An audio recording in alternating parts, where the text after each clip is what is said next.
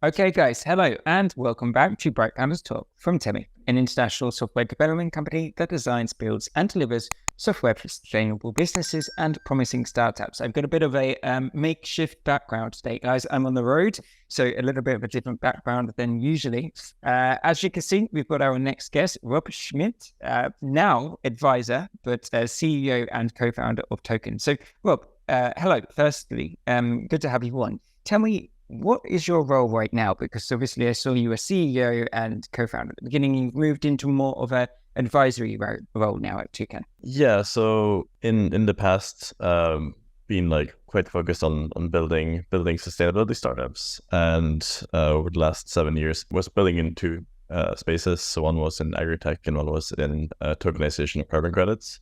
And throughout this journey, I mean, it was quite intense, and I decided a few months ago to go on a bit of a sabbatical. And so right now I'm advising. I have 4 advisory roles, also to other sustainability startups. And so I'm a bit involved with that, but my primary work right now is within like I'm training for an Ironman, so that's Oh, wow.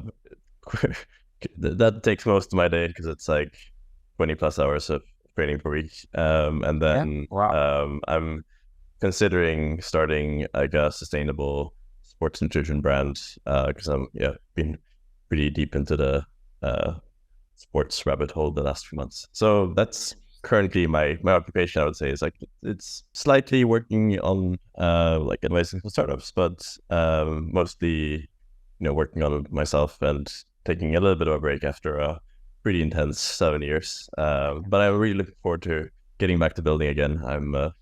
I discovered that this lifestyle is I meant to build things, and I need to do things to That's good. Sometimes you need that break away to realize actually what you need. So I think I saw 4 months now that you've been in your advisory role. Let's call it that. But how much work are you doing in your advisory role? Because I can't imagine someone who is a renowned co-founder. I've seen you've got the founder bug. It's very difficult for you to just sit by and just watch everything to go on. Yeah. I mean, I would say like in terms of time spent right now, I think my advisory roles, like there's a few where I have like weekly meetings and where it's kind of a pretty recurring stream of like, meetings and like, things to give feedback to and so forth. So maybe that's like, it depends on the week, but I would say maybe it's like 5-10 hours a week, like something like that. I'm pretty busy now because the training does take a lot of time. So I'd say that's been like right now, most of my day is just filled with training. And so I'm keeping myself pretty busy with that. And also, I mean, I still follow the spaces I've been building in, and do a lot of reading and so forth. I find it's still very interesting to be part of. And I'm still like really passionate about both areas that I was building in before. Let's talk a little bit about Token. Where and why did this kind of dream, this plan come about? Obviously, every kind of idea comes from something, from some kind of experience, something that you're working on before. Was it something that you were passionate about at the beginning, or something that you just knew was needed? Yeah, I mean, for me personally, and kind of why I'm so passionate about the space, like where I came in from it was my startup before that, and it's this company's still going. It's like a small public company now. Was doing sort of sustainable fertilization and doing a lot of things tied to remote sensing analysis using satellite data.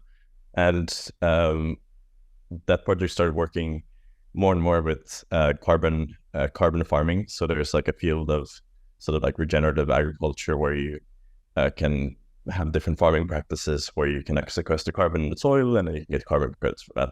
And so we were doing some of the measurement reporting for those types of projects. And so that's kind of how I got into the carbon side of things. And then in the meanwhile, I had since around 2019 been really like personally very active in decentralized finance. And I'm like personally quite like a bit of like a finance geek. So I was, when sort of DeFi summer came along in 2020, I was really excited about that and really wanted to do something in that space. And so I wanted to find like something in the intersection of these two areas. So the reason I was like really passionate about it, and or I'm really passionate about it, and why I thought it was such a good fit was because it was combining the two things. It was combining sustainability. Like I think sustainability is like in our current time one of the key things we have to solve. Like it's a really big problem, and we need to figure out how to do it. And I wanted to do something with carbon credits because I've been working with that a bit as well, and then Web3. So Toucan was really perfect kind of like combination of these three areas, and solving the problem of tokenization is something which I found super interesting, especially the combination of both tokenization and then also creating liquid markets for carbon markets. I think that's really the two, let's say like two big innovations from Toucan. Is like one is that we tokenized carbon credits in the first place. I think this was really a big step, but then also how we created these like bundles to package together carbon credits and make a liquid market, because we really made at the time it was like the most liquid market for carbon credits like in the world, and it was doing more trading volume on like our products were doing more trading volume than the rest of the market combined. And so I think this was really quite a incredible feat that we as a startup like were able to reach that within the first year, and I think had a really big impact on the market and how people kind of think of carbon credits. Rob, you told us about Ironman. What have you learned in your time of training for Ironman, which you will be able to use in your future ventures in building companies? What has it taught you? I feel like the training for an Ironman is really it's really quite like an education in sort of understanding, let's say, yourself and your kind of motivation and like ability to like persevere through like difficult situations. I think more than anything, like this type of like extreme endurance sports is like it's really quite a mental challenge more than a physical one. Well, I think it's really trained my ability to go through difficult things and be okay with discomfort. I think in terms of building startups, it's it's not an easy journey. You have to like really push through and go through a lot of difficult situations. There's definitely a lot of like ups, but there's also a lot of really extreme downs. And I think this type of training, I think really is quite suitable to help prepare you for that type of journey. I feel also that I kind of, from having worked in startups for like 7 years, I think I actually had like a bit of like that ability to endure that. I think I'd already practiced that quite a bit. So like it's sort of naturally, some parts of it like, appealed for that reason. And also I think I kind of naturally had some like abilities in that area. Really, you're putting pretty extreme amounts of stress, or like you're trying to like put as much stress on your body as possible to create these adaptations and then try to recover from it, but do it in a way where you're not getting burnt out and kind of really be at your peak. And I think that's something which I think that's a valuable kind of skill to like learn how your body reacts and recovers and copes with stress. Like even if the physical stress is a bit different from like the mental stress of being a startup, I think there's like surprisingly a lot of similarity. So yeah, I think overall you do it it's if you were, really if you were at work, if you were working and hadn't taken this time off, did you do it? Did you train for it? Is it one of those things that you have to take time off work to train for? I think like so I have a pretty short training history. So I started like running at the end of December like last year. And then I was like doing a little bit of running in the spring and the winter. And then I was like, all right, I'll just like go first, like, and so I think it's not really, I talked to a few coaches and they all told me like, it's a really bad idea. Like it's too extreme. So I think now I'm pretty sure I'll make it. I think doing it, like going from being that untrained to this extreme level of like challenge, I think that's pretty hard to do whilst having a full-time job. I think if I would do it, let's say next year, and I had longer time to train for it, then I think I could do it at the same time as having a job. Like you don't need to train like this amount that I'm training now. It's just that I have a lot to build in a short amount of time. And so that kind of makes it a bit more challenging. And I also had to learn a lot. I mean, it's really a lot of things you have to learn throughout the process. And so yeah, I think that would be really challenging to do with a full-time job. there's people who do it. I mean, it's like most of the people who do like Ironman type endurance events, like they do it whilst like at the side of doing a full-time job. And yeah, I really have a lot of respect for them because that takes a lot of discipline, and you really have to get a lot out of your day to be able to do that. Incredible. It seems to me you're definitely one of those type of people that if you don't tell me I can't do something, because then I will go do it. If you spoke to a few coaches and they said, let's not do that, and you won't, most definitely. I think that's kind of the entrepreneurial mindset as well. Give me a challenge and I will show you that I can work.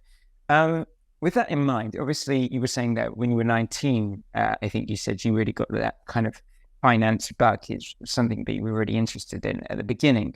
Being a young co-founder at the beginning as well, what would be the best bit of advice you could give to the younger generation of founders looking to become founders? I would think a bit of my really early years, like being a founder.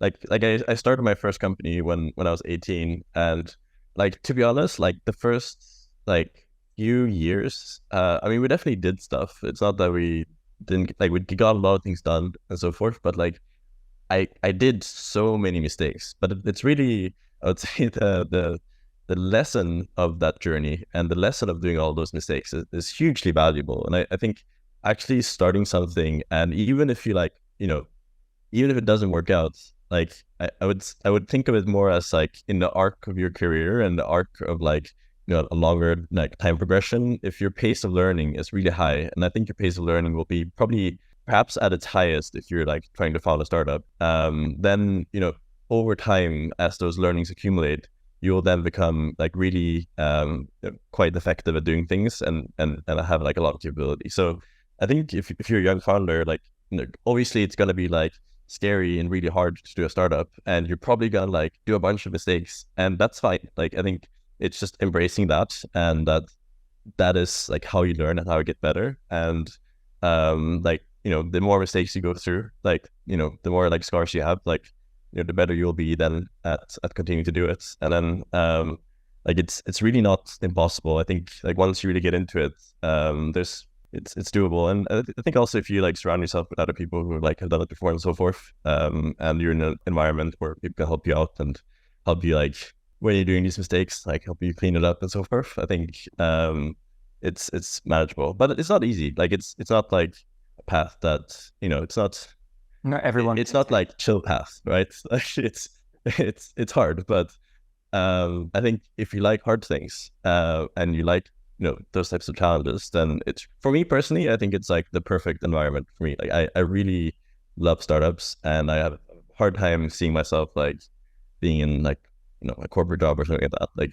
Like for me, it's like I couldn't imagine myself in a different environment. But you kind of have to love that and want that for it to work out, because otherwise, it also, there's, for some, it's not for everyone. Like there's definitely some people who might not want that, and if that's not what you want, like for your life, for your like lifestyle and so forth, then if you're the type, I guess, that looks like you would like to do a Ironman, especially when people advise then guys listening, you are definitely the entrepreneurial type. So take the advice, most definitely.